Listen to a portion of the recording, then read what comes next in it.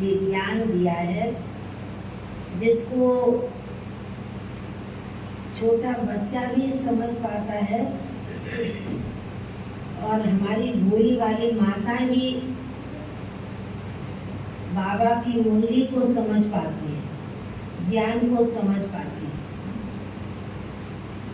क्योंकि मैं देख रही माताओं की मेजॉरिटी, इसलिए भी बात सुनाऊंगी, क्योंकि कई नई भी होंगी, कोई थोड़े समय की होंगी, पर आप लोगों को बाबा की मुरली का, ज्ञान का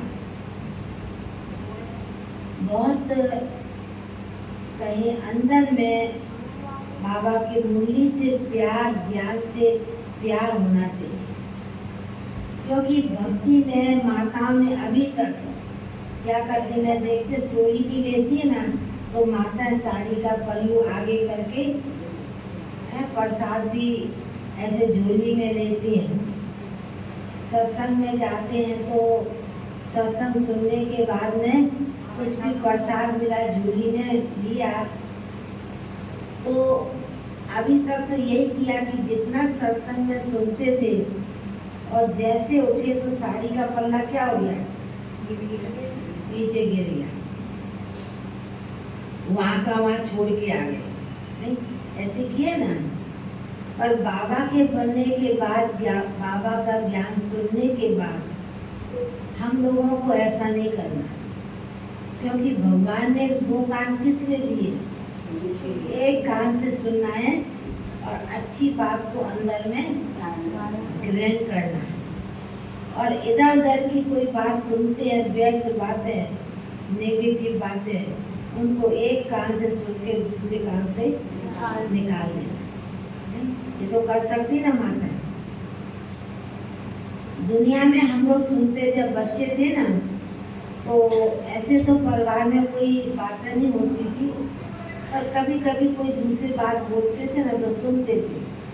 तो एक कहावत कही जाती है हिंदी भाषी में कि मनुष्य सारे दिन में एक पाव अनाज खाता है, पर वो छोटी सी बात को हजम नहीं कर पाता।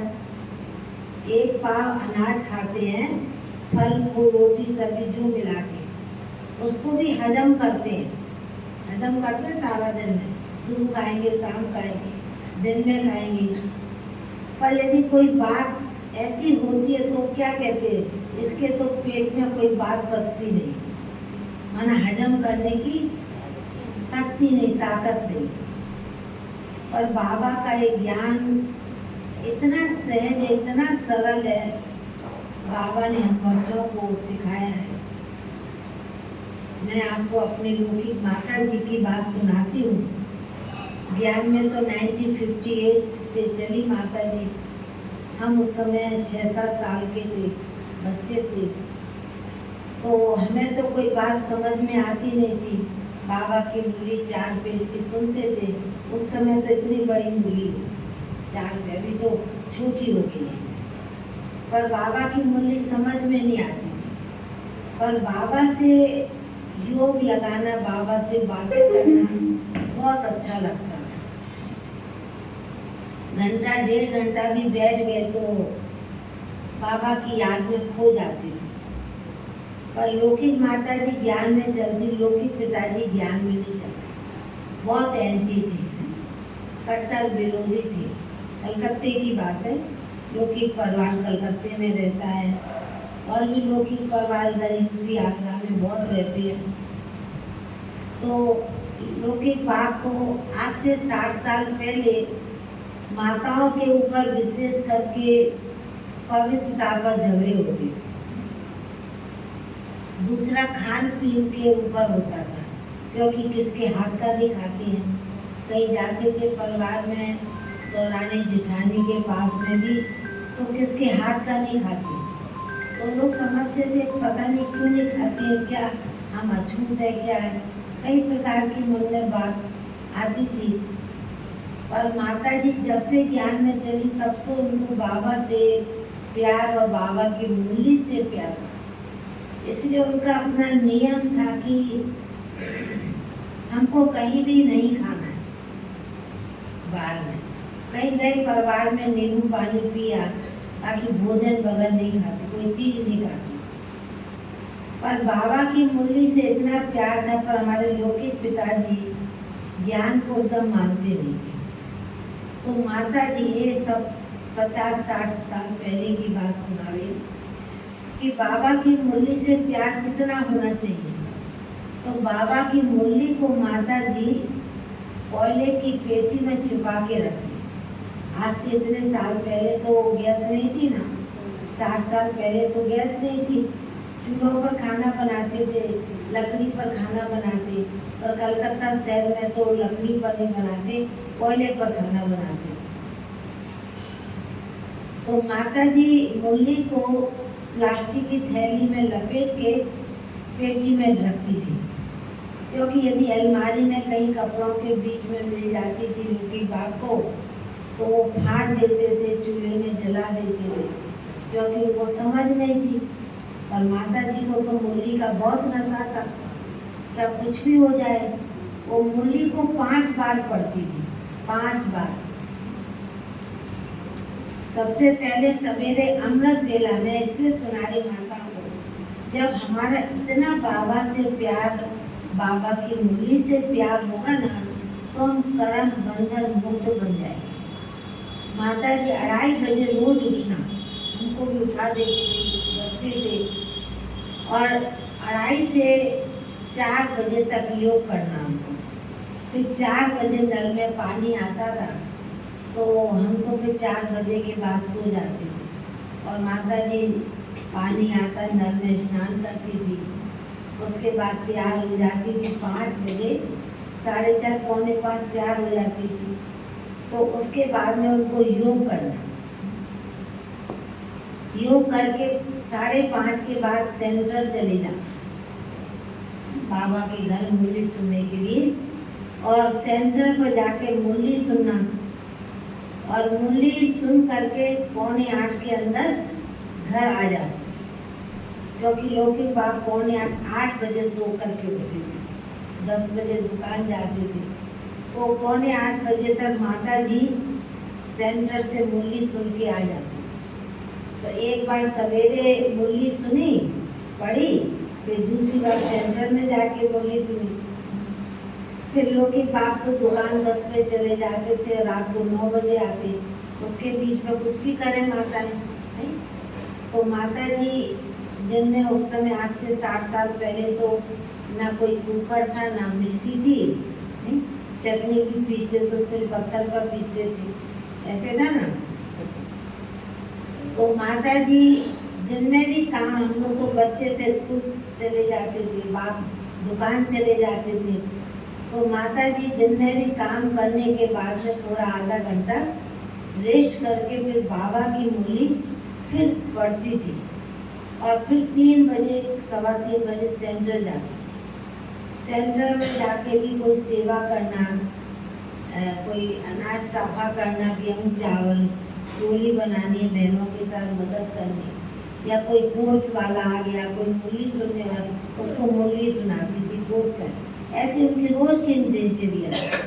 और शाम को 6, 6:30 बजे हम स्कूल से जाते सेंटर, फिर हमको ले करके हम 4:30 बजे स्कूल से सेंटर पहुंच जाते। फिर माता जी के साथ 6, 6:15 लौट के घर आ जाते थे। तो चौथी बार हो गई ना, शाम को 4, 4:30 मुरली सुनाई या पढ़ी, उसको आदत थी पढ़ने की।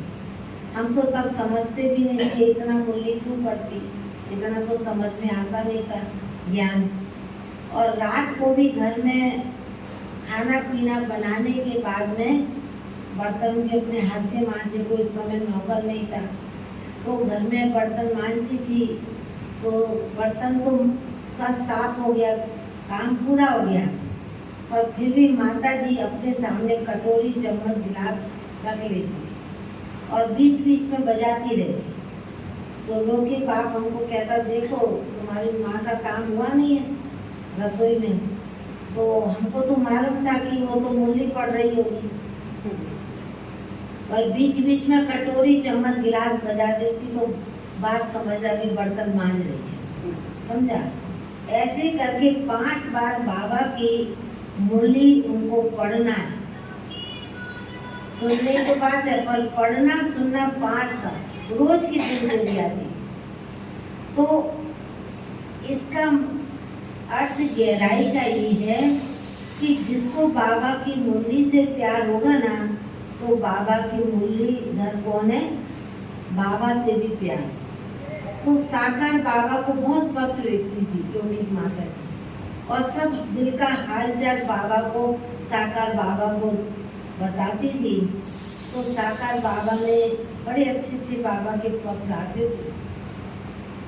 तो एक बार बाबा ने उनका नाम, लौकिक नाम शरीर का नाम गुलाब था, बाबा ने उनका नाम रखा ज्ञान गुलाब, क्योंकि ज्ञान मूली के बिगड़ तो रह नहीं सकती थी।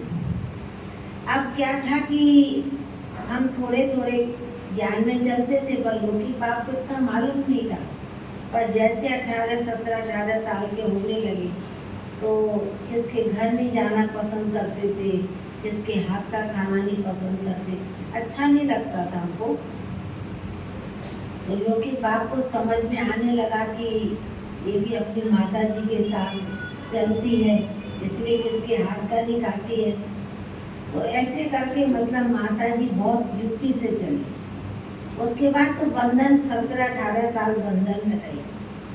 पर जब 78 में हमको समर्पण किया बाबा के घर में, 1978 में बाबा के घर में 73-4 से रहना शुरू कर दिया।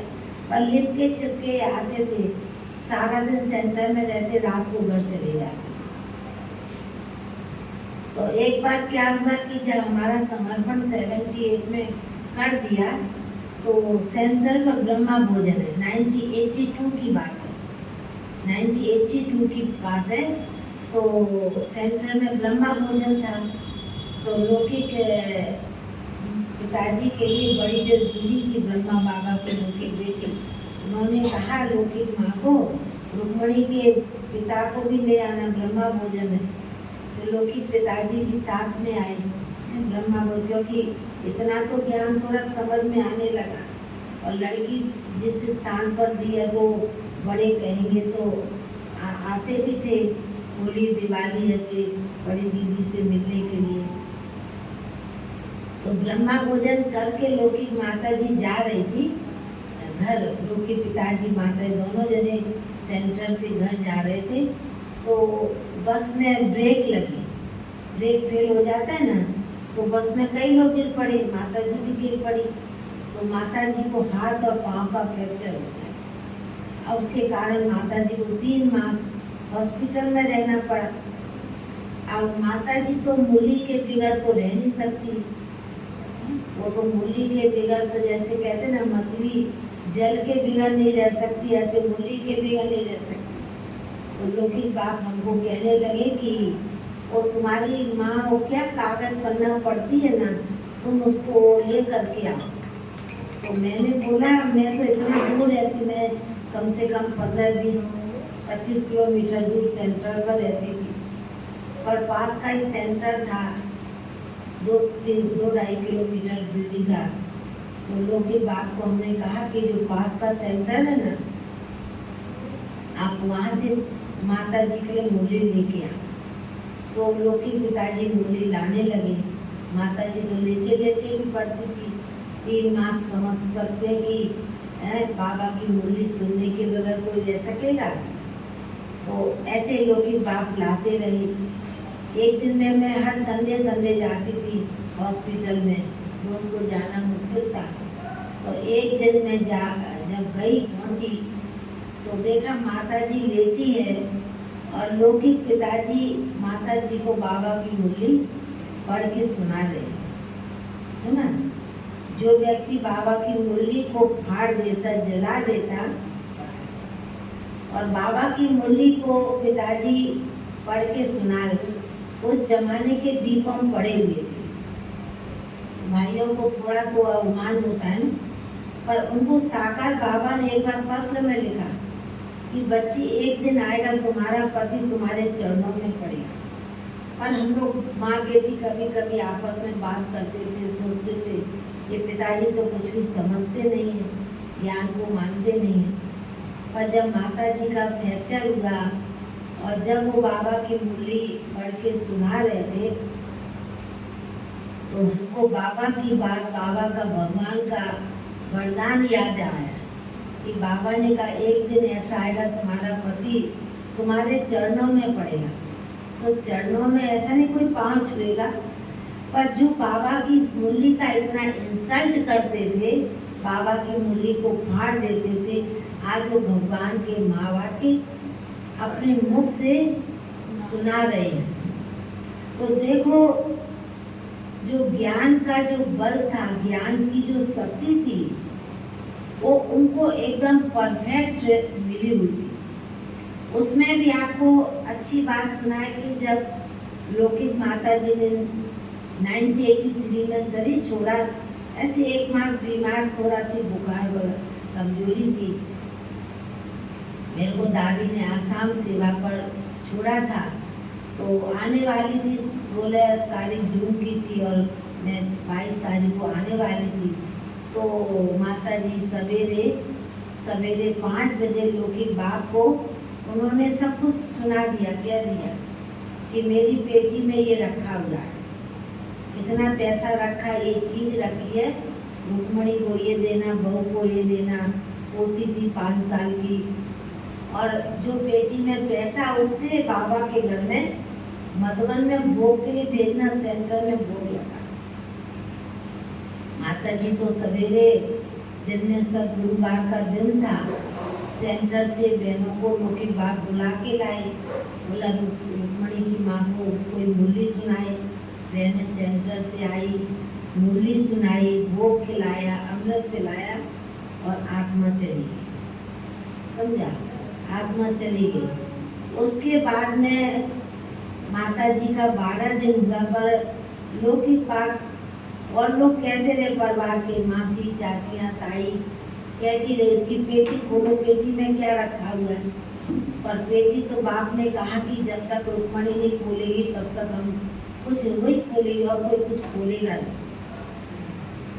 12 दिन हुआ, उसके बाद में हमने पेटी खोली, तो जो सफ़ेद कपड़े थे वो तो लौकिक बाप ने हमको दिए, जो माता जी ने कहा वही लौकिक बाप ने किया। सुना, यज्ञ में देना, मधुबन में देना, ब्रह्मा भोजन कराना।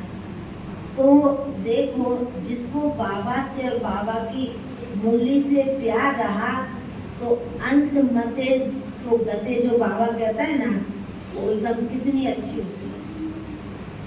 सदगुरुवार का दिन था, बाबा की मुरली सुनी, बाबा के घर का भोग खाया, अमृत पिया और आत्मा चली।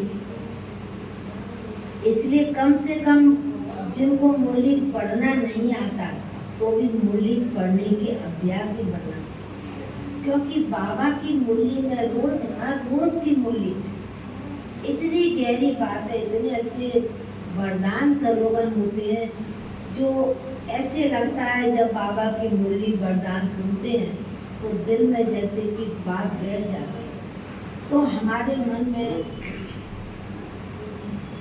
कभी भी दूसरी बातें, नेगेटिव बातें कभी आ नहीं सकती। आएंगी जिनकी बुद्धि में अच्छी बातें होंगी, ज्ञान की बातें होंगी, बाबा बैठा होगा तो दूसरी बातें आएंगी, अच्छी नहीं लगेगी।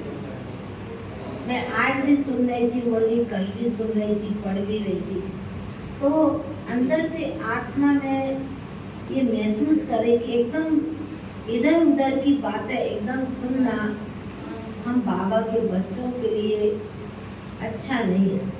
हमको तो एकदम नहीं अच्छा लगता। कोई मेरे को कोई इधर की बात सुनाएगा ना, और कुछ समय के बाद सब बात भूल जाए, मेरे को याद नहीं आएगा।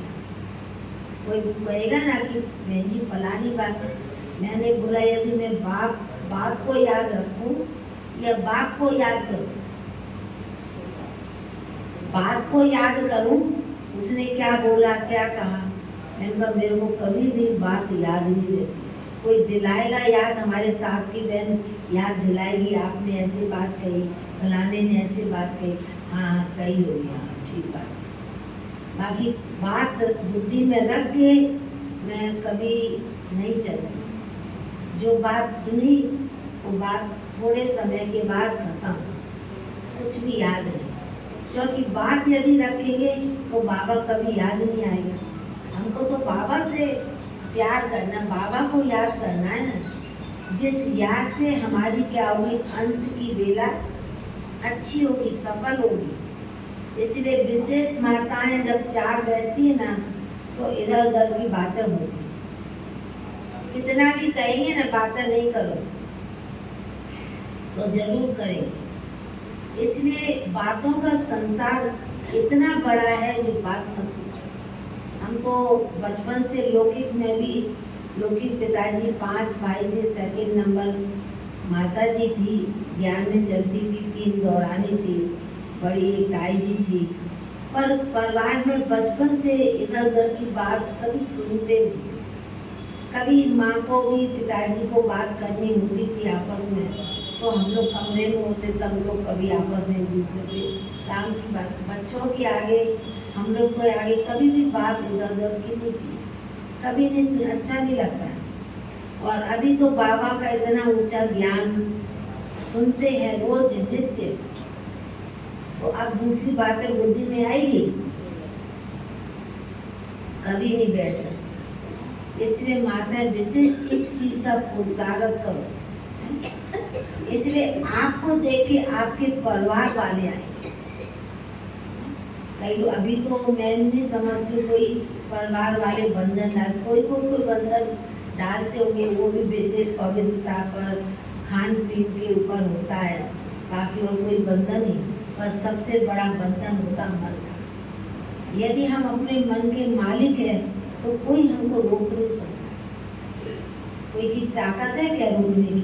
कोई की ताकत नहीं। हम तो 50 साल पहले भी कहते थे, देखो गलत काम करते हैं तो आप हमको रोको, गलत काम तो कर नहीं रहे, गलत राह पर जा रहे, गलत काम कर रहे तो आप हमको रोक सकते हैं, पर गलत कुछ कर नहीं रहे हैं। क्योंकि बाप को भी यही कहते थे, गलत काम आज दुनिया में कोई लड़का लड़की के साथ भाग जाता है, आजकल तो जैसे फैशन हो गया है, 50-60 साल पहले ऐसे नहीं होता था। अभी तो फैशन है, जो जिसके साथ चला जाए, माँ बाप भी कुछ नहीं कर सकते हैं, ऐसे हो गया ना, कितना जमाना बदल गया है।